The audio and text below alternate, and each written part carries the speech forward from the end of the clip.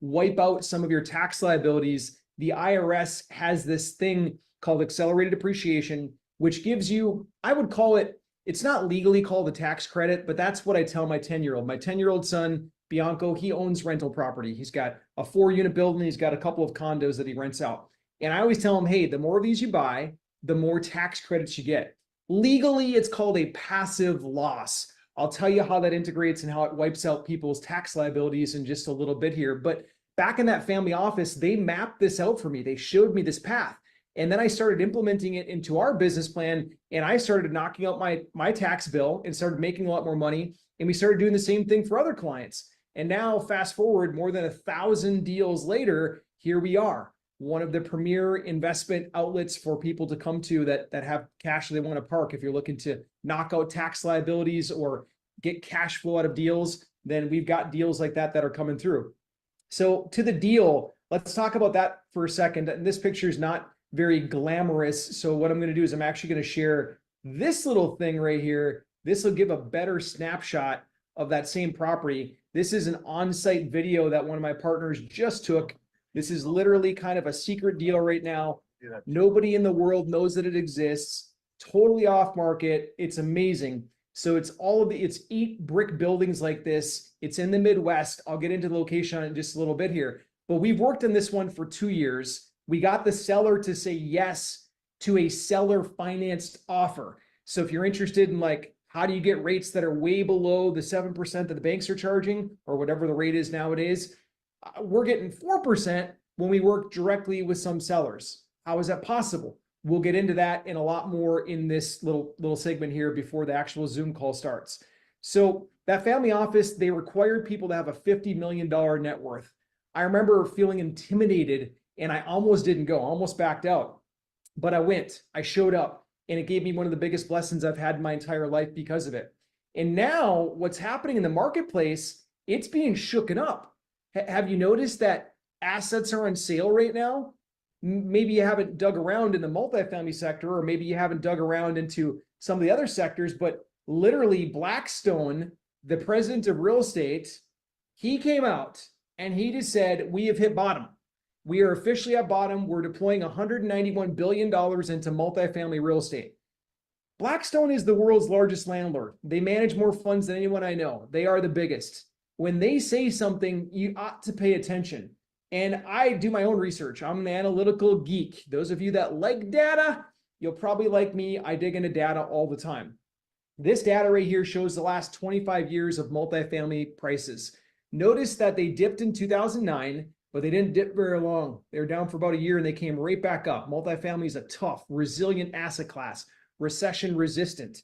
And look right now, starting back tail end of 2023, we started a dip and we're currently in that dip. But you got people like John Gray from Blackstone coming out saying, we are not going to be in this dip much longer. We're coming out of it. I actually just watched Origin Investments. I admire those guys out of Chicago, billions under management in multifamily. And he just came out and said, David Schreier, the co-CEO, he just said, we think we've hit bottom. We're going all in. We're buying right now. So if the big titans of the industry are doing it, you might want to pay attention to that. If you're looking to make that trophy property a reality right now, this is the market. This is the season to do it. These only come twice every 25 years. So about once every 12 and a half years, and then that's it. Okay. So let me continue to tell you about this deal here. So the one that we're working on right now at 4% fixed interest rate, the reason that I'm in love with it so much is not just because it's a pretty property and all that kind of stuff, which it is, but it's mostly because we can deploy these tax strategies. So this accelerated depreciation, I once bought a property, this is about 2 years ago now, this one right here, 72-unit building, Louisville, Kentucky, beautiful property. Year number 1, we got $972,000 of those passive losses that we handed back to our investors and myself. I think of those as tax credits. They're not legally tax credits, but $972,000, imagine that. That's why I get excited about it. There's this other thing called repair versus replace.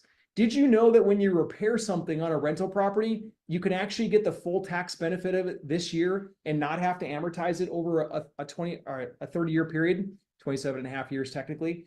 Yeah, you can actually get it all up front, year number 1. Massive, massive tax benefits inside of that. So that's why we did that property. Another one that I just want to show you really quick, and this is probably the biggest point that the CPA made in that room that day. We bought this property here in Lexington, Kentucky about 2 years ago. And this particular one, it's all multicolored because it's in the art district. It fits in there. But this one, we bought it and the rents were about $550 per unit. 2 years later, we're at $950 per unit. Every time we rent up a unit that turns over, $950. Where do you think we'll be in 2 years from now? We'll easily be at $1150. Easily, probably $1250. We'll more than double the rents on this property in a short window of time, 5 years roughly. And when you do that on a multifamily, you also increase the value. If you double the rents, theoretically, you should double the value. There's a couple more levers in there, but that's kind of how valuation of multifamily works. It's where you get the big uptick. If you're looking to multiply your money, you stick it into a multifamily property like this, you increase the rents, and now all of a sudden you've doubled the value, and potentially you could double your money on the backside of 3 to 5, maybe 6 years, depending on the investment and the team that's operating it. So that's the way that these things work. The other thing that's beautiful is that we have a lot of people, and the CPA in the room that day back in the family office, he kept talking about retirement accounts and putting them into the right properties. And this property kind of showcases that. This particular property we found, and this is in an A neighborhood, totally like slam dunk, you'd live there. There's $1 million home on either side of this particular building. And because of that, it's like walkable to the coffee shops and stuff. But anyways, we have a ton of investors that chose to put their retirement accounts in this. They did not have to break their contract early with the retirement custodian. They didn't have to get any penalties or taxes or anything like that. They literally did rollovers. They did self-directed IRAs and self-directed 401ks to invest in a deal like this. So that's how they work. Now, this particular deal that I'm talking about, this one we're raising about $3.5 million for it. We had one investor that actually said that he wanted to take the entire thing. I had to back off on him a little bit. The reason is because we can't give up full control of a deal. Like we're okay sharing the control, but we just can't risk my money, my credit, my other investor relationships in a deal. Like we have to be careful with that. So we're going to end up taking probably half of that capital from him. And then we're opening up for other investors. So if you'd like to join on something like this, you can go to homeinvest.com and book a 15-minute call. Don't worry, the official event, it'll start soon enough, but we won't start without you. Just like you can go to homeinvest.com and book a call. If you want to learn how to buy beautiful cash flowing deals for less than the cost of replacement, then you're in the right spot. Now, in a moment, I'm going to bring on Mr. Steve Werner. Okay. Steve is one of the top capital raisers in the world. I had him at an Arizona conference with 4,000 capital raisers, and he got voted in the top 2%. The reason is because Steve is really good at listening to investors and then just giving them what they want. We don't do any hard pressure sales or anything like that here. Like we're literally just like, let's listen, let's understand, and let's try to match the right opportunity. The other reason is because we invest our personal cash in these deals. I would never go and promote something that I didn't put my money into. It doesn't make any sense. We invest our personal money alongside of your money. So if you're looking for operators like that, that's us. The other thing is that we can usually self-fund these deals. We don't have to have investor partners. And I think that makes a big difference for people that are considering investing, like knowing that there's on the other side of the fence, the other team has something to lose. And we would have a lot to lose, probably a lot more than some would in the space, because our reputation is fantastic. We've got a 4.9 out of 5-star rating on all the review platforms. So I've been humbled by over $100 million worth of deals coming through our business, like humbled. And we get to manage these kind of resources for our clients. It's taken nearly 2 decades to get there. And I'm going to be brief with this. And this is important. Okay.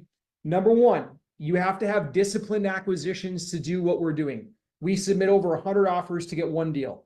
Name a team that does that. We do. You have to have world-class operations. I know that when everything was going up, even the rookies look good. They covered up their bad mistakes because it was going up so fast. Nowadays, you have to have world-class operations. Insurance costs are up. Interest rate costs are up. Like you got to be tight with your efficiency on the ground. We do that here. I would put up our team against anybody in the country for operations. The last thing is market timing. This is a little bit of a God thing, or maybe a good luck thing if you want to call it that. But market timing does make a difference. And when you've got people like John Gray from Blackstone saying that this is the time, you might want to pay attention to it. If you'd like to explore investing with us, go to homeinvest.com to jump on there. Now I want to get ready for the main event. I need you to type in the chat here. I need you to welcome to the stage. And I know that Zoom doesn't have a stage, but this is a virtual stage. And the more you actively engage, the more you actively learn, the more you'll retain. Studies show that you retain 92% when you're actively engaged. You only retain 51% when you passively sit back. So if you want to get a good ROI on your time here, then please help me welcome to the stage Mr. Steve Werner. Woo! What's going on, everyone? Happy Tuesday. Welcome to the Opportunity Zone. I see a lot of smiling faces out there. I see Ralph, as always, joining us, zooming, getting all of his weekly content, getting his downloads for real estate. I see Susan. I see Lori. I see Guy. I see Nate. Nate, you are looking sharp in the vest, my friend. Let's pull you up here. The Serbian culture is wearing off on you. Is that what's happening? Hey, just got to look good, man. We got a professional show here to run. That's true. I'm looking sharp. I love it. All right, so we have got a pretty awesome show in store for you. We're going to be talking about what's going on across the U.S. There's a lot of the COVID boom towns that have started to change drastically. We're going to talk about whether or not it is the right time to be investing, or whether you should be holding back a little bit. We're going to be talking about Robert Kiyosaki. So Nate and I have been pushing really hard for a while that the biggest opportunity in our lifetime is going to be at our doorstep. We're going to see what Robert Kiyosaki had to say about that. Does he agree with us or doesn't he? Another one, Blackstone, back in the news. We've been talking about Blackstone. How much money did they deploy into the marketplace, Nate? 210 billion with a B in the last quarter. In the last quarter, but they just cut their real estate investment trust payouts by 24%. We're going to talk about why they cut it and what we think about that. That one's kind of a hot take. Then last but not least, we've got 76% of all income tax goes to service the U.S. debt payment. What does this mean for real estate investors? Should we start looking at living overseas? Maybe go join Nate in Serbia? I don't know. Are you looking at houses while you're over there? No, sir. I know you like Florida. You guys want to stay in Florida. I don't blame you. Those are some of the topics that we are going to get into. We have a lot on today's show. We're also going to be talking about capital stacks. So, question that we get a lot of the time is, how do you build a capital stack? What is a capital stack when you invest in multifamily? What should it look like? How would we raise money? So Nate is going to give you the high level overview, and we're going to talk about that one a little bit. As we get going, we do have some wins to talk about. So we're going to start off with somebody that is in our mastermind program. She's been putting out offers, and she's been having a really hard time. We usually tell people it's 10 to 15 offers to get one deal. So she came to us and she said, hey, I've been struggling. I'm putting them out. We talked to her. We helped her tweak things just a little bit of her language. And she went out on the first day of working with the new script that we gave her. She got her first deal under contract. So hats off to Amanda. We're always happy to see that. Nate, do you want to share Susan's? I don't have it. Maybe you could do a share screen on it. That'd be cool to see if you have it. If not, don't worry. I can read it. Okay. So Sue, who's our advisor that's on the call with us,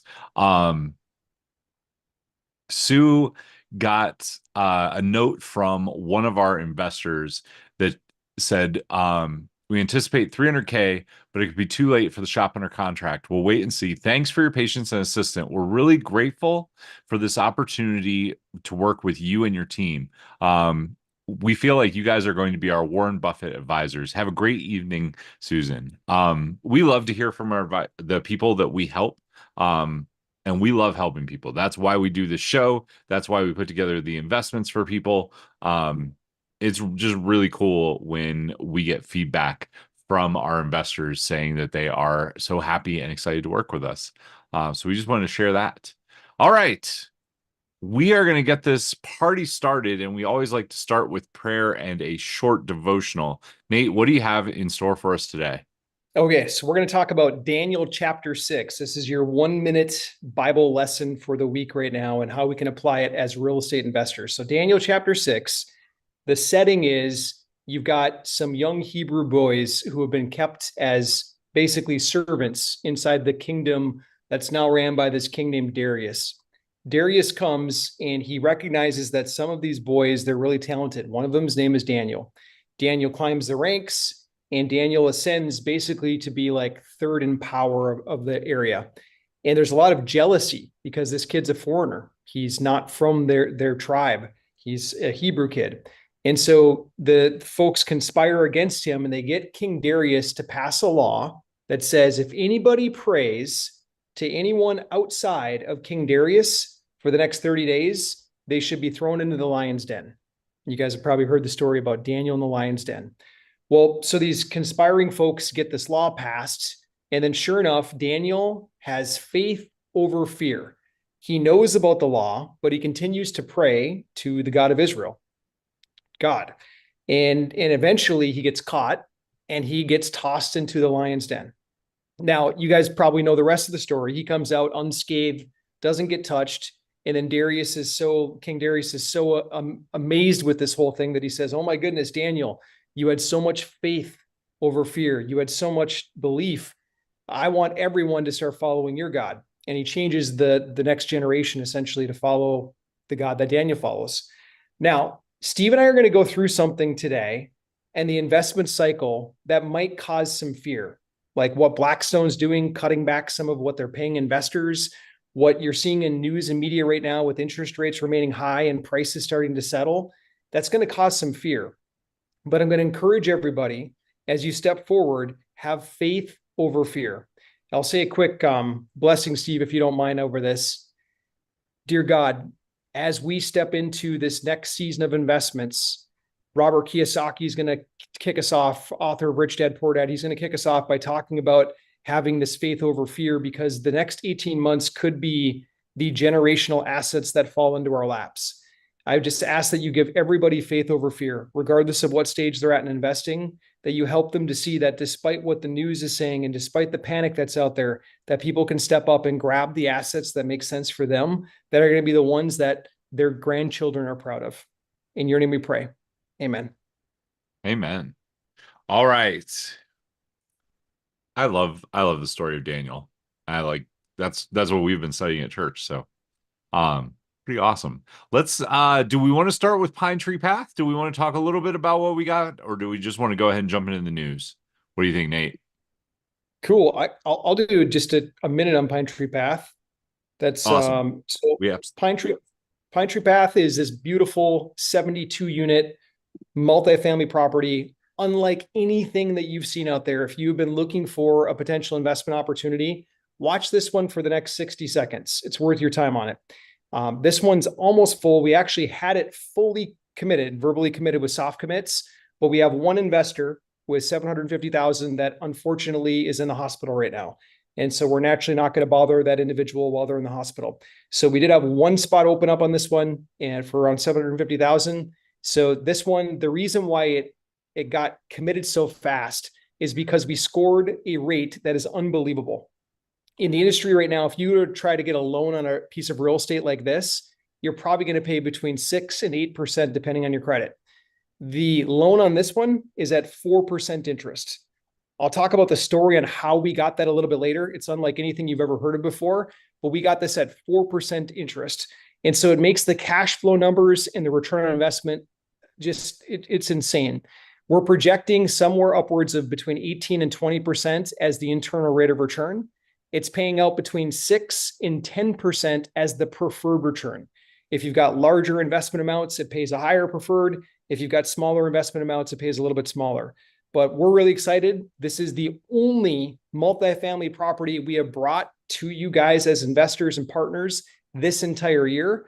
I'm investing my money into it as the other GPs are as well. We believe in this deal. It is the one that we are shouting from the mountaintops right now saying this is the deal of 2024. You just can't make up 4% interest. You can't get that anywhere else. So that's what helped this one to rake in and become so good. Yeah, we'll touch on it a little bit further down the line today as well. It is a phenomenal deal, as Nate mentioned, 4%. We're aiming for up to an 18% IRR and 6 to 10% as a preferred return. If you'd like to talk to us about it, if you'd like to go over the details, Sue and myself, you can book a call with us. Sue, if you want to make sure the link is in the chat, guessing she got it in there. Sue, if we can make sure the link is in the chat, you can click on the link that is there. That will book on either my calendar or Sue's calendar. Either of us would be happy to chat with you. All right, let's go ahead and jump into the news. We're going to start off with Rich Dad, Poor Dad. So let me pull this one up. So Robert Kiyosaki, he's kind of, I don't know about you, Nate, but Rich Dad Poor Dad kind of started my real estate journey back in 2002. It is considered to be the gateway to real estate. So he puts out a lot of media, and he is not shy about sharing his views. He usually takes very strong views. And he says the best time to get rich is approaching. Robert Kiyosaki predicts up to 1,500% upside in 3 assets and a long-term bull market cycle coming. But we're going to see the downside first. You want to talk about this one a little bit, Nate? Yeah, so 15,000% increase. That's kind of a big, bold claim that he has right here. And I understand why he's doing it. He's going to, in this article, he'll go on to lay out like why he's so optimistic about Bitcoin, gold, and silver, et cetera. But what he says before any of that starts to take off in its run is we're going to see the rest of this cycle play out with assets dropping in value. Now, what assets is he talking about? Well, probably we can assume from some of the text he's talking about single family houses coming down somewhat next year, not this year, but next year. The other one that's already going through its cycle that we've seen come down quite a bit is office space. You probably could have guessed that. Ever since COVID, office space has been coming down. And then the second one, multifamily. We've only seen multifamily real estate dip twice in the last 30 years. Once was in 2009. You guys remember what happened back in 2009. And once is right now. We're currently in the middle of that down cycle. So what Robert's saying in here is he's saying, hey, during the down cycle, this is your time to buy these generational assets. On the back side of this, as soon as we come out of the down cycle, that's when he's predicting this 15,000% run upwards. I kind of think 15,000 is kind of a too big of a claim, but at least it grabs headlines for him.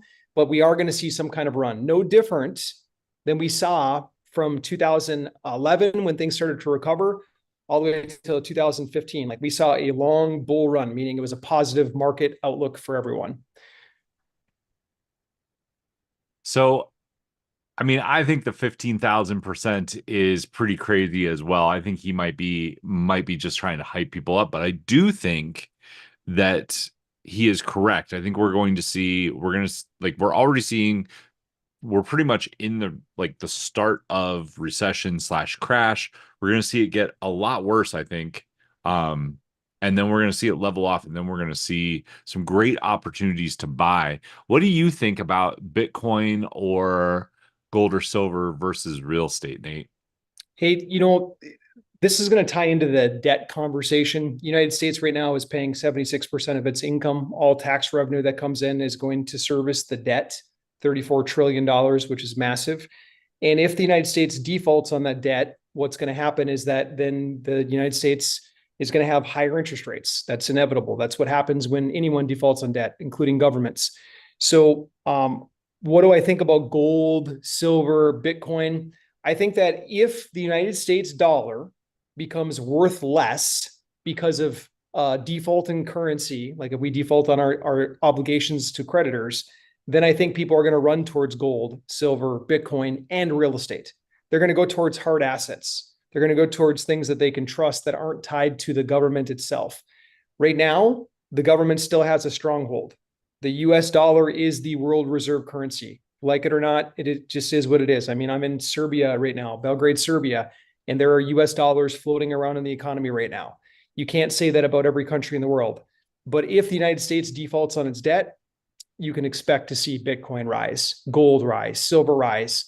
And I'll show you some data in just a minute about what happens to real estate during cycles like that too. Well, I mean, you talked about going into hard assets, and I think that's the thing that I want to point to here. Gold and silver, traditionally during a recession, they do very well because it's a hard asset. Real estate does very, very well as well because the price usually comes down. You can pick it up. You know it's going to go back up. You know you're going to get the appreciation. And it's something like you can't hold it like you can gold or silver, but you can actually walk through the door of it. I do find it really interesting that Bitcoin has now joined the conversation there. I don't know if any of you guys out there invest in Bit. It's interesting. I don't know that it's at a place where I would trust it. I don't know that it's a place where the world would trust it. Maybe the younger generation, maybe they'll go there instead of going to gold and silver. I'm not really sure. I don't think I would be putting my money there though. It's kind of interesting. Do we want to go let's talk about what you brought up, Nate. So here's the article, the next one up. 76% of all personal income tax goes to servicing the $34 trillion national debt. How did we get here? FDR and Richard Nixon. Together, they broke the dollar and they put American people into debt slavery. Nate, what do you think about this? This was all over the place. Yeah, this is going viral on the internet right now. And it's true. Yes, 76% of every dollar, every single dollar that comes in, more than half of it is going to go to service the debt now. We have accumulated so much debt and we've cut the income of the federal of our government by cutting taxes that this is only going to get worse. This is going to implode at some point. We have a spending problem and a lack of income problem at the same time. So how are they going to fix it? They're either going to bump taxes way up or we're going to default, one of the two, or they got to cut spending, which no administration has cut spending for a long time. So what happens? Let's talk about the consequences. When you default on debt, it causes triggers, it causes creditors to trust you less. Therefore, interest rates go up. What are we talking about physically right now? Well, the United States being the global reserve currency, a lot of people run and buy treasuries. Remember that word, treasuries. Right now, they're paying a premium to get people to invest in treasuries. We have an investor of ours, a very, very great investor. Love working with the gentleman. I won't mention his name, but he has millions of dollars liquid cash sitting in treasuries right now because the US government, they need his money there so much that they're willing to pay a high interest rate for it. If the US government defaults on its debt, you can fully expect that people like him are going to get nervous. They're going to say, hold on, I don't know if I should put all my money in treasuries. I'm going to pull some out. So in order for the US government to attract more people to put their money back into treasuries, they'll have to pay more, which then is passed on as higher interest rates to you and I, the consumer. Now, what do you think on this, Steve? And I'm going to ask everybody else this question too. What do you think happens to real estate values over the long haul when you have interest rates that go up? We know what happens short term, like we're seeing it right now. We're seeing some prices start to come back. But what happens over the long haul? Those of you that are at home right now or you're watching from your office, I'd love to know what you think. You can type in the comments, the chat.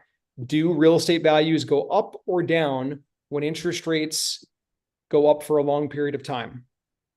So to assist with this, we're going to put it on the actual graph. Steve, I'm going to steal your share screen for just a second. Yeah, go for it. And I'm pulling up now. This is it's called the Fed effective funds rates. This is interest rates essentially. And you see this big spiky line here in the middle. This is the early 1980s during the savings and loan crisis in this country. The Federal Reserve, they had to jack up interest rates super high to kill inflation. That's what they said.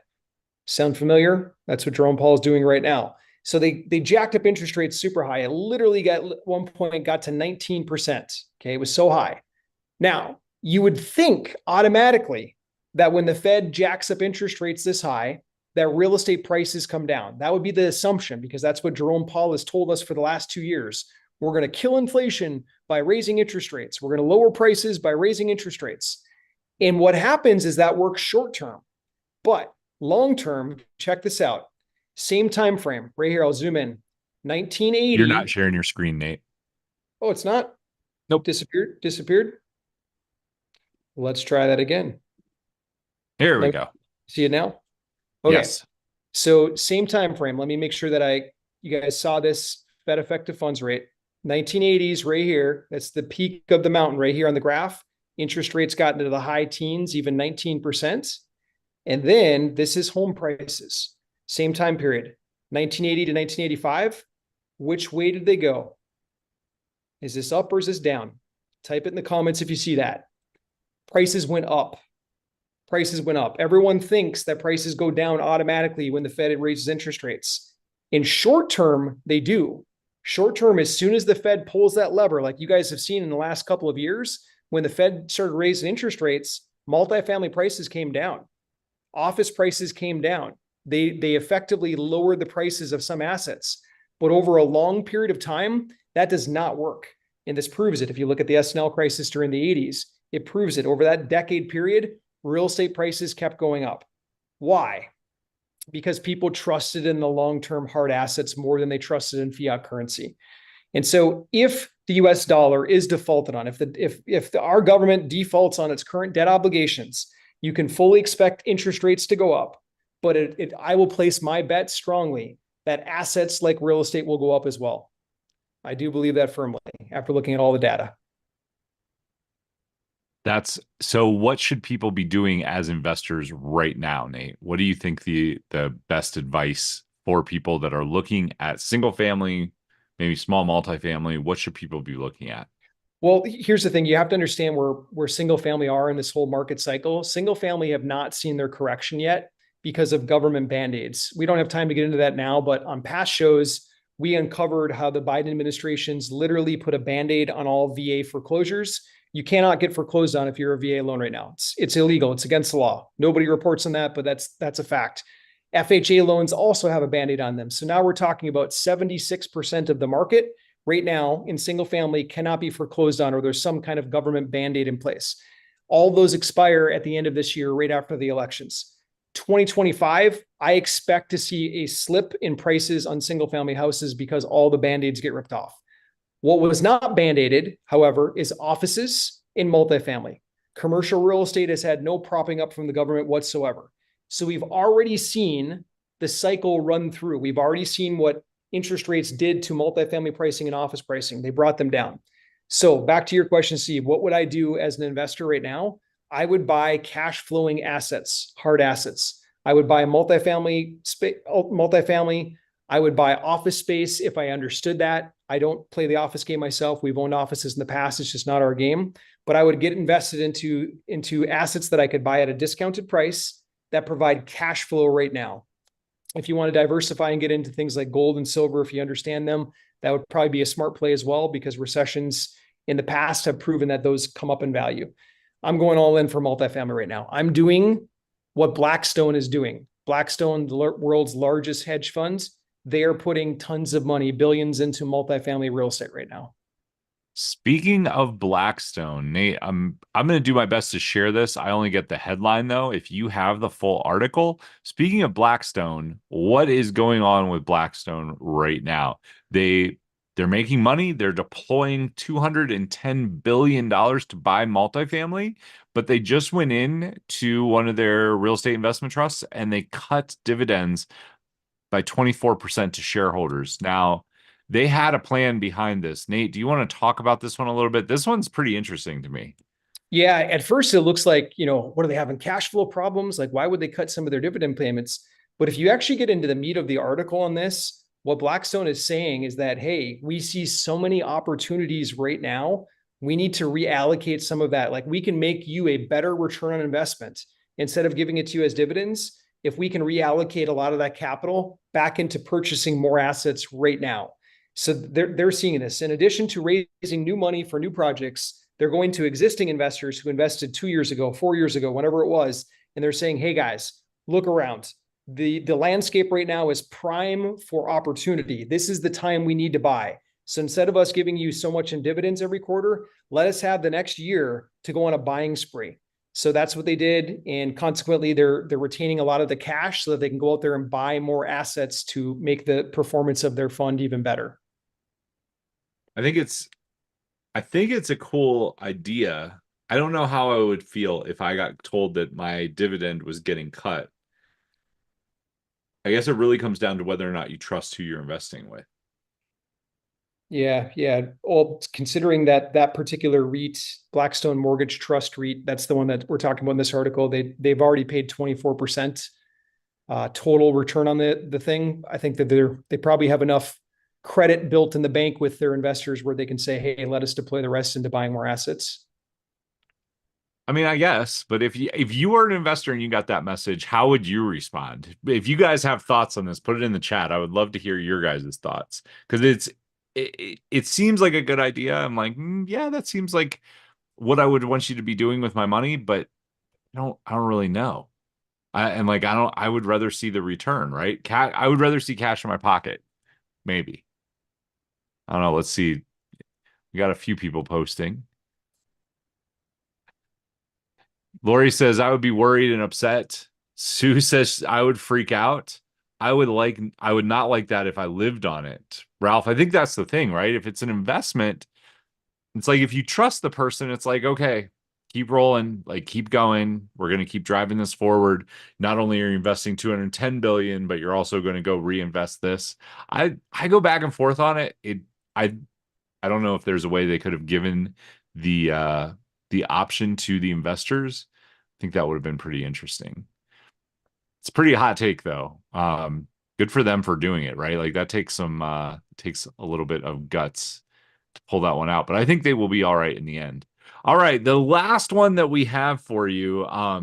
This was the title of our email and our text. I love Austin, but it's not quite time to buy yet. So we saw several towns during COVID go through a COVID boom. People moved there either to work remotely or because tech moved there. That was the case with Austin, and they've been on a pretty steep downward trend. So these are 7 real estate boom towns that are expected to plummet in value by the end of 2025.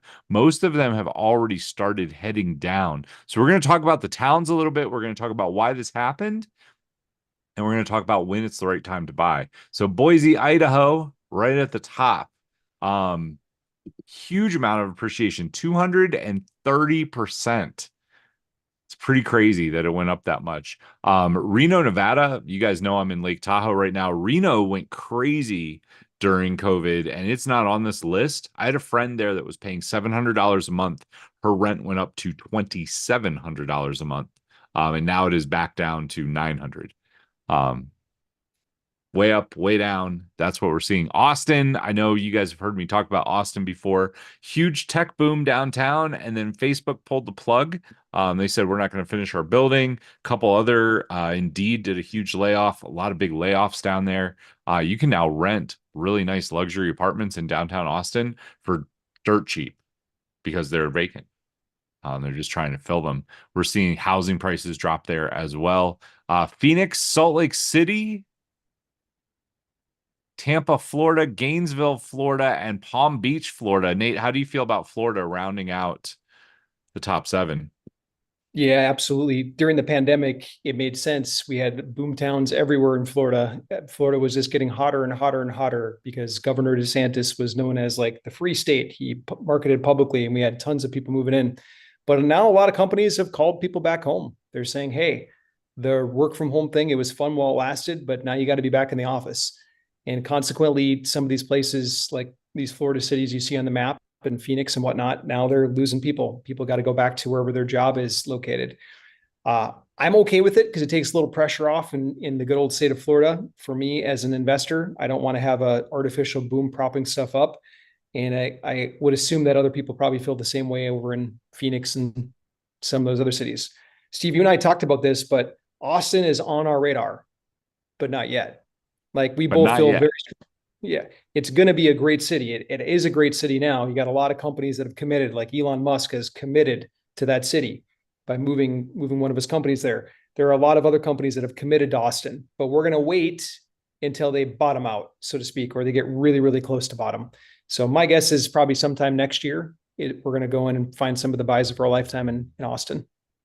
Yeah. What would be the suggestion, and how would you know that? How are we going to know that it is the time to buy? So we just identified 7 cities. There are a couple other ones out there that you can think of. I called out Reno.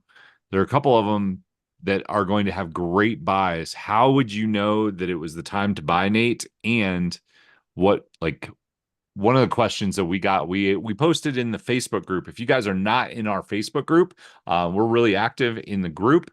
We can always answer questions for you there. We posted in the group though, and we said, hey, ask us anything. What are your biggest questions? And people said, how do you get funding in today's environment? So talking about those towns, talking about, when is the right time to buy, and then how would you get financing?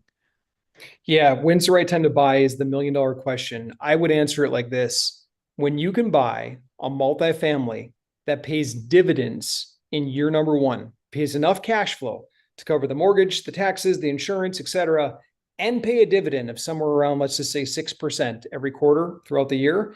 If you can buy that asset, you have a home run, as long as it's quality asset, like C quality or better. That's a home run deal. Take it all day long and run. If you can't pay dividends year number one, I don't know if you're at bottom yet. I don't know if you're really there. And the thing is that when you hit bottom, it's not going to be around forever. Multifamily during 2009, when it hit bottom, so to speak, it was only down for 9 months total, literally from the peak to the trough and then back up again, 9 months. That's not very long. You don't have like 3 years to think about deals. You gotta be shooting now. And that's why you see groups like Blackstone running as hard as they are right now. Blackstone is not dumb. That is what you call smart money. Smart money moves in and out fast. So I wouldn't wait and try to time the market so much. I would look to see, can I make enough return to get dividends year number one? That is a good litmus test right there. Now let's talk about funding. So if you're looking at single family, you know that we love owner financing style deals. That is going to be one of the best markets probably in the next 12 months. You're going to see people who get pushed up against the wall. They need to sell. They're going to have a hard time because interest rates are up. You can come in with owner financing and make a very good offer and usually get a lower interest rate. We are also doing that with multifamily. Nate, what do we do on Pine Tree Path again? It was 4% interest. 4%. It's a pretty good deal for multifamily. We also got interest only for the first year. Am I correct on that? Yeah, interest only first 2 years. First 2 years. And what that's allowing us to do is pay back our investors amazing cash flow and amazing dividends. That's the whole point. So we are going to talk about Capital Stack, but before we get into our training for the Opportunity Zone, which is where we go through building the Capital Stack, we thought it would be really fun to do a deal review for you.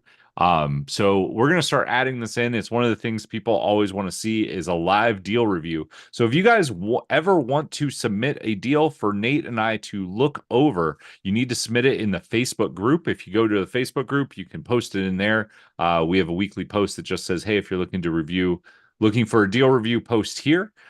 Jared is here somewhere. I got to find Jared. Jared, where are you? Raise your hand so I can see you. There he is. All right. We're going to bring Jared up. He said he has got an amazing deal for us. Jared, how are you doing today, man? We got to get you unmuted. Unmute. Hello. Can you hear me?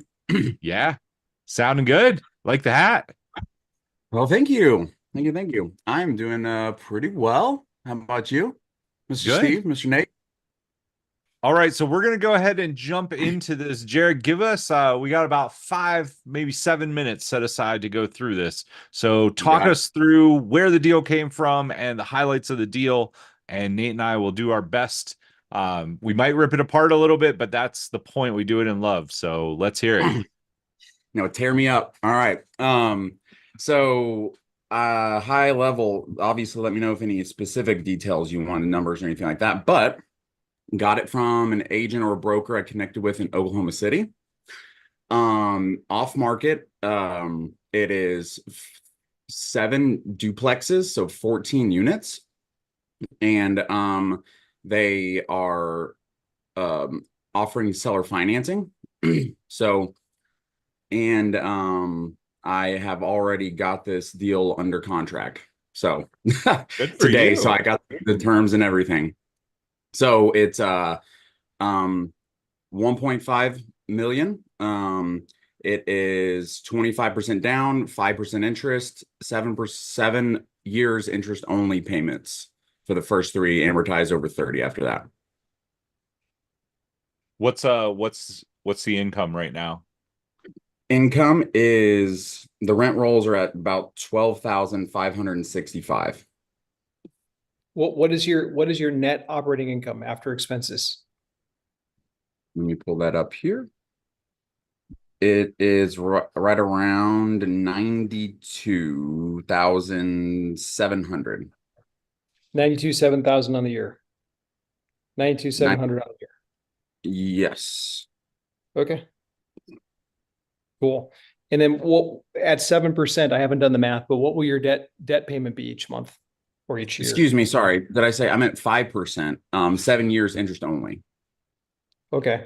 So what is your payment on that one? Payment was about for the first 7 is 46.89. Okay. Cool. What do you have questions on it? What do you want to tackle specifically? Well, I wanted to just make sure I mean, to be honest, I wasn't exactly sure of the format of how y'all usually do this, but just wanted to look at the numbers of I guess potentially then just what would the cash flow and then like accounting for some of the so I got the taxes and insurance tax insurance and then like the debt payment obviously, but what other expenses I'm wanting to account for so I can properly calculate cash flow and things like that, so I can kind of dive into those real briefly. Okay, cool. How old are the assets? When were they built? Yeah, let me off the top of my head, let me see. Just roughly. Newer or older? They are, I honestly couldn't tell you. I don't remember. I'm gonna pull it up really quickly though. If they're let's just say more than 25 years old, you can expect that about half of all of your income is going to go towards expenses. So for Okay. anyone paying attention to this, 82. like 82, 82. okay. Yep. So you're about 40-ish years old. So you're going to have half of all your income go into expenses right out of the gates. You can just expect that. If Okay. you're looking at the specifics, you said these are Oklahoma, did I hear? Yep. Yeah, Norman. Right Okay. outside of Oklahoma City. Okay, so if memory serves me right, your taxes will reset the day that you buy it. So whatever the current seller is paying right now, know that that's not going to be your tax rate. Your tax rate is going to be based on your purchase price. So you'll have Okay. to adjust your Okay. taxes up to get the exact. You either call a title company or call the local county recorder's office and say, "Hey, I'm buying this for 1.5 million. How much will my taxes be on these parcels?" Got it. Okay. Because you want to know what that tax rate is. A lot of people get surprised by that. They think, oh, the tax assessor is not going to catch up for a few years. No. Oklahoma catches That's up. good to know. Okay. No, that's very good to know. Didn't realize that. Yeah. Perfect. And then the other one, Jared, just because insurance has been a real thing, it's not as much in Oklahoma, but coastal cities, Texas, Florida, et cetera, insurance rates have tripled. But even interior states right now, insurance has gone up at least 1.5.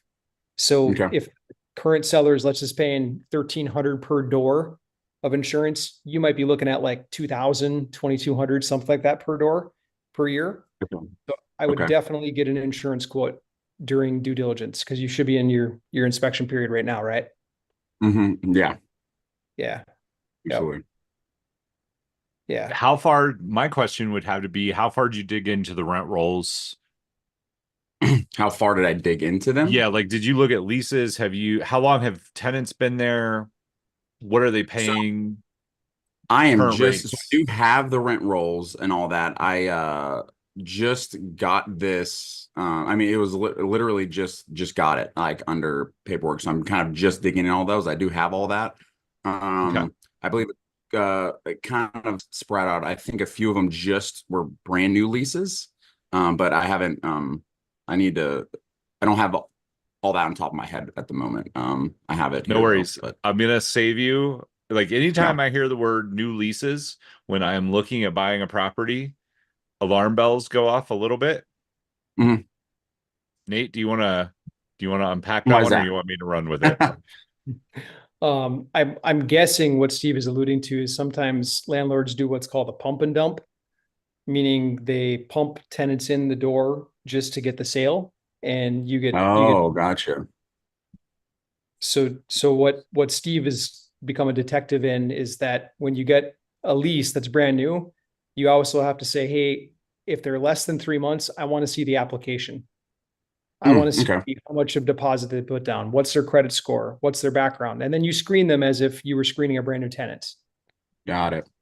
Yeah. One of them was in June. There's a couple earlier this year, but other than that, there's some that are been there several years. And so maybe a little bit of that. Okay. I mean, I would look if it's one in the last 3 months, then it's not a huge deal, but I would double check it. Yeah. I would definitely No, so check no. leases. Do you think that it's currently under rented? Is the next, because that's really going to be the question, because that's where your value is in the property, right? Right. So according to the agent that I worked with, he did say that it looks like they're under rented by about 50-ish bucks per 50 to 100 per unit or so, according to him. So obviously need to verify that, but Yeah. if that's true, then that's great. It's he has the rent roll says 12,565. He thinks market rents are 1330 per month. They're Okay. 13,300. So about 800 bucks, 750, 150 bucks under market is what he thinks. So I would definitely check. I mean, I would Okay. check rents. I would also, I mean, I would building inspection. I mean, you're looking at it's seven duplexes, right? Mhm. Yeah. How many parcels? Is it all in one piece, or is it on separate land lots?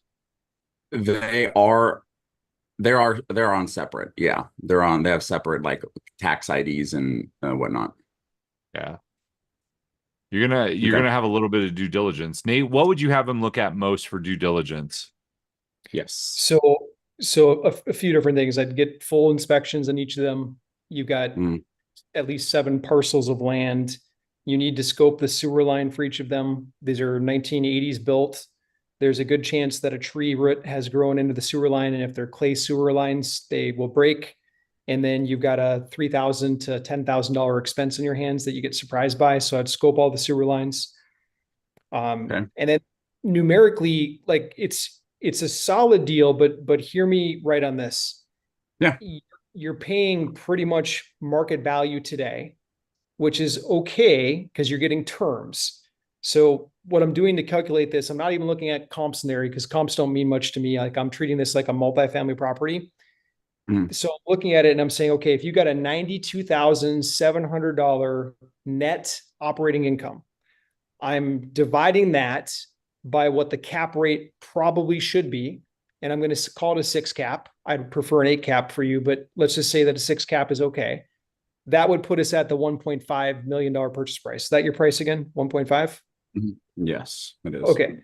So for you to get your profit on this, you'll make a little bit from cash flow every month, every year, but your big kick is always the lift. So Steve asking you questions like, hey, how much can you increase the rents?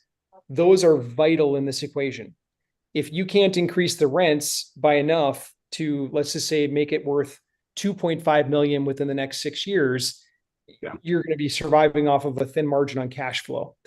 So I would just, when I'm doing my due diligence, I would go into those financials really hard. I would make sure that this isn't pro forma, this is actual. I'd be looking at the T12s, trailing 12 months of financials, and the T3s, because right now we're in the month of July. They probably have T12s done through the end of last year, but you want this summer. You want this summer's financials to see what's going on. Because if the 6 cap, and I'm speaking some jargon, I know you understand it, Jared, because you're skilled.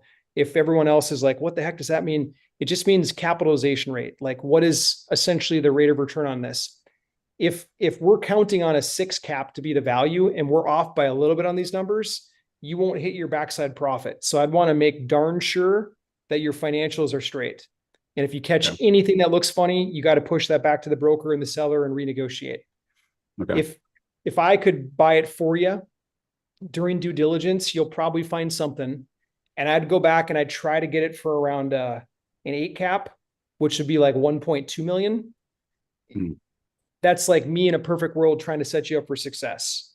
Yeah. Is 1.5 a bad price? No, it's not. Seems like a square deal. But if you could buy it for 1.2, then I know you're going to hit a home run. Yeah. Got There's- it. Okay. One question that comes to mind, Nate, you like, this is actually something like I'm thinking about. I used to buy duplexes and triplexes. I had in my portfolio in 2004, I had 3 multifamily buildings. This actually, I know, Nate, you said you're figuring this as a multifamily, but when Jared goes to sell this, it's going to be sold as single families. Like the loans against it, the reason that the guy is probably willing to do owner financing on it is because it would be very hard to get. You're not going to get a multifamily loan, which is figured off of NOI. You're going to get actual value of the property as a freestanding building. So when I would be very diligent in the power of multifamily is the appreciation over a short period of time. We know rents on average double within 10 years. If you're buying in a good market, you can double rents within 5 to 6 years, which is where you're going to get your growth in NOI. You're not going to be able to do the same thing with Right. this property. At least that's my. Nate, do you see otherwise? Yes. So to give yourself a hedge, Jared, maybe you can negotiate one more thing in this thing during due diligence. You Okay. can come back and you can say, hey, I found this, this, and this. Here's what I'd like you to do. Fix this, this, and this. And because I'm uncertain about where interest rates will be at the end of 7 years, I'd like to be able to buy an additional 5 years. And if that happens, I'll put down an extra $50,000. That way, Okay. because none of us know, like we could enter a 1980s situation where interest rates, they get to 15, 16%. We don't know. And Right. to Steve's point, like you're not going to go pull a multifamily loan for this property ever. Okay. If we get into a 4% interest rate environment again, these properties could double in value for all we know. And you might hit a Yeah. home run. But if we don't, if rates stay higher for longer, then you might be in the same lending environment in 7 years that we are today, maybe even worse. Okay. So you're saying have an option to purchase an additional 5 years of interest only? Yeah, Okay. you might as well ask. Doesn't hurt to ask. Yeah. Last question Okay. I have, and then we Yeah. will move on. Got it. What's the sell? Like, we should have probably started with this. What's the seller situation? How long has it been on market? Why are they selling? What's the background? He is he's needing he's doing a 1031. So he's motivated because of that reason. So he has a time limit, I suppose. He wants to do a 1031 exchange. That's what this Okay. told me. All right. Has it been? That's an interesting angle. I would just make sure you do your due diligence. There's a lot there to go through, and because they're all separate buildings and they're all separate parcels, to Nate's point, definitely scope the sewer line. You're going to have roofs to check out. You're going to have some money in due diligence. I would whoever you talk to do your home inspections, I would try to get a 7 for 2, maybe. The deal. You need to work Yeah. with them on pricing, otherwise you're gonna Yeah. get kind of hammered. Okay. All right. If you guys got a lot Yeah. out of this, That's good. give Jared some love in the chat. He was brave to bring this out. Just say, hey, Jared, thanks in the chat. Jared, thanks for bringing it up. If you guys have a deal that you would like us Thank to you. review, you can go to the Facebook group. We are going to have a weekly post every week in there, but you can also just post, hey, I'd love to be on the deal review on Tuesday, and we will be happy to have you up here. Nate and I have a wealth of knowledge, and we can tear the deal apart, make sure that you are safe in the deal, and help you find some extra cash flow. All right, we are going to throw the ball back over to Nate, and we are going to talk a little bit about Capital Stack. We love to teach a little bit, love to help you guys understand some of the more nuanced pieces in the real estate game. All right, what do we talk about when we talk about Capital Stack, Nate? Yeah. So when you're pulling together multifamily specifically, these are usually many millions of dollars, depending on the asset that we're talking about. This particular one, it's 8 different buildings, 72 units total, and it's roughly, let's just call it $7 million. Part of that comes from the bank or the lender, and part of that comes from us as individuals, and sometimes there's a third entity involved.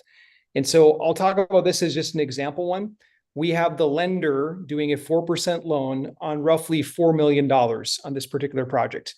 You guys will probably do the same thing if you go out and find your own multifamily. You're going to look for a loan like that. Now, when we buy some of our bigger assets, this is challenge number one and why a lot of investors come to us.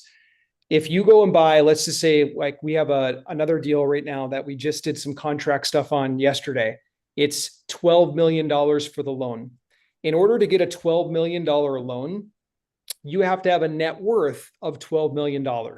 That means that you can physically prove it on paper, 12 million bucks. This is kind of the standard for most banks anyways. And in addition to that, you have to have liquidity, which means cash or cash equivalents in the bank of 10% of that. So let's do the math together on a $12 million loan.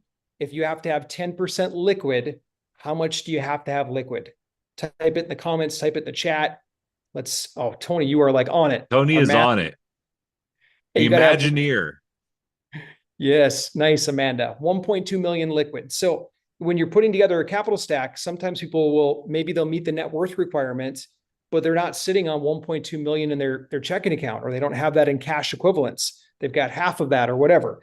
So this is where we pick up a lot of investors. A lot of investors, rather than going out and trying to do multifamily alone, it becomes a team sport. And this is where we really shine. A lot of people will come to us and they say, hey, I'd rather work with you. Like Dr. Mash, he's got a great net worth, but he doesn't always keep so much of it liquid. So instead, he will come and partner with us on projects like this, where he'll put money alongside of ours because we can help out with the net worth or the liquidity requirement. So keep that in mind. Like, multifamily is a team sport. Don't think you have to do this alone. The second part of the capital stack, the equity, can come from a couple of different places. Number one, it can come from you, from me, individual investors like this, or there are actually professional groups out there that do equity placements. Some of them are called preferred equity groups, meaning they'll come in and they'll put in a big chunk of money, but they're going to say, hey, my money is more important than your money. So if I come in and put money in this deal right after the bank does, I get to get paid interest on my money before you get to get paid anything. That's what a preferred equity group does. So in this particular property, we have a $4 million loan and then a $3 million equity raise. We could have gone to a preferred equity group and gotten maybe all or most of that money, the $3 million bucks. We chose not to, because preferred equity groups, they do have strict rules saying, hey, I want to get paid first. My money is more important than anybody else's. But in your capital stack, you might choose to work with partners like that. They're out there, they're abundant. The main thing with them is that they want to see that you have a track record. You have a resume of successful deals completed under your belt. If you don't have that, remember, multifamily is a team sport. Go partner with people that have that, so then you can gain the track record for it. So that's pretty much how the capital stack works. There's also other places where you can slice in more money by taking second loans and third loans. I'm not going to talk about those right now because we just don't get into those. We keep our investments very conservative. We don't want crazy structures where we've got to pay other people first. We don't want second lenders and third lenders where their money has lien position. We don't want to get into that. We keep stuff very, very simple. We take a bank first position loan, and then we work with investors on equity where we can become partners together in the deal and not have to think about somebody else being in position in front of us.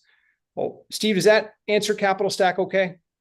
Yeah, I think that was great. If you guys are interested in jumping in with us, Nate kind of walked you through what the capital stack looks like, and he talked about Pine Tree Path a little bit. Nate, let's wrap up the show. We can go through Pine Tree Path one more time, and we will drop a link in here if you are interested. Nate did mention we have about 750,000 left on this. We had it verbally spoken for. Unfortunately, the gentleman went in the hospital. So we do have a little bit left on this deal. It is a great deal. Amber, I see that your hand is up, so I will call on you here in a second as well. Nate, let's go through this and then we will talk to Amber.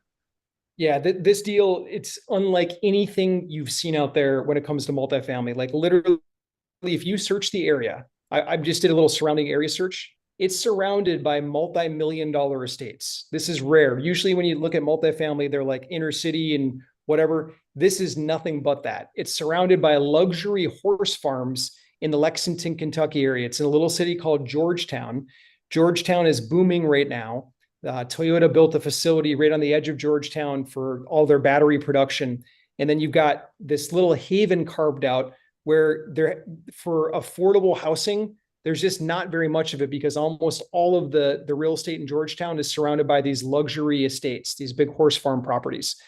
So anyways, if you can get past that first, then what happens is that you drive into this property, and I'll just show a quick clip of this. This is so incredible. Like when you drive up into it, you've got trees, you've got green space. They're all solid brick buildings. Like it's the kind of property you would be so proud to own. Like I get excited about this, and I've been in the game for a long time, but I'm more excited about this property than I am about any other property that we have right now. Anyways, numerically, this is kind of the icing on the cake for it. Numerically, we're buying this thing right now under rented. The current seller, I better refresh that. The current seller on the property, they've kept it at 100% occupancy.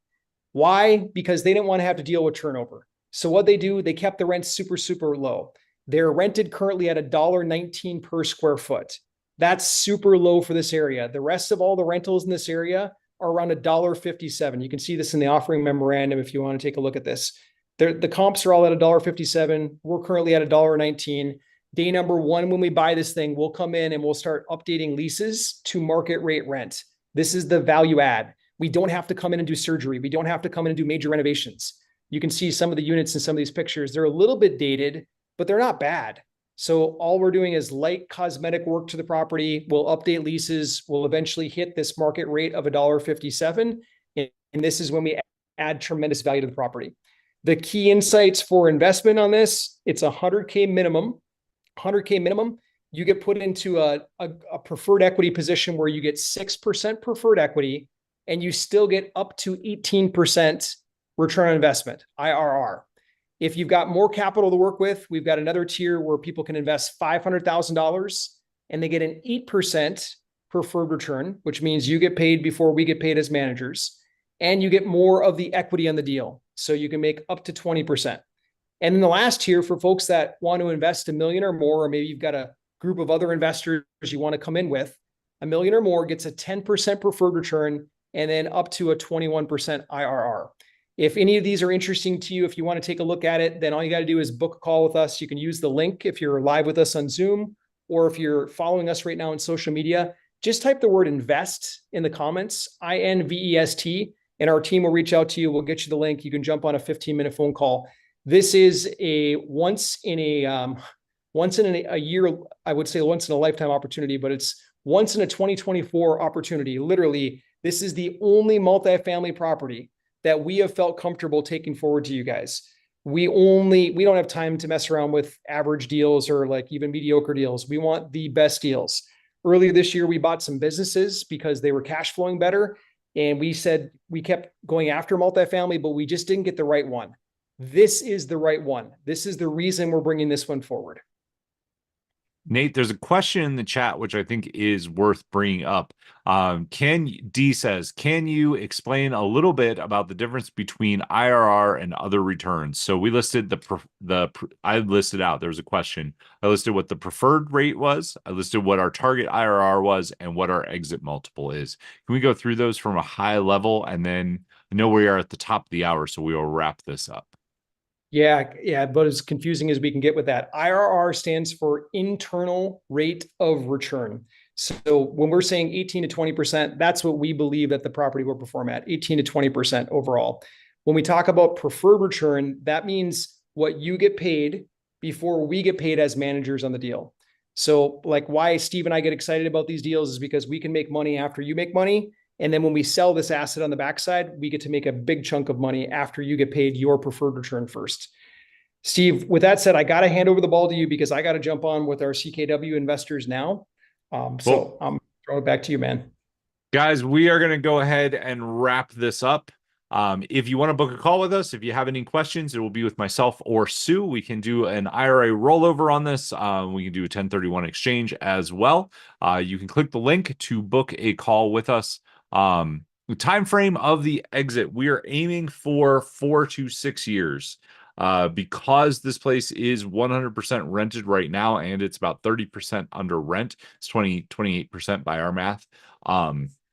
We think that this could be a faster one, but we don't have a crystal ball, so we say 4 to 6 years. We're very confident in that time frame. It might be a little bit ahead of that, but 4 to 6 to be safe. All right, guys. That is going to do it for today's Opportunity Zone. This is Steve and Nate reminding you to be great stewards of what God has given you. Follow the principles in Matthew 25. That is what our business is based on. We're wishing you all the best this week, and we'll see you back here next Tuesday at 3 p.m. EST. We'll be going over the latest news for the week, the hot takes, and we'll be doing a live deal review as well. Wishing you guys an awesome week, and we'll see you next week on the Opportunity Zone. Bye, guys.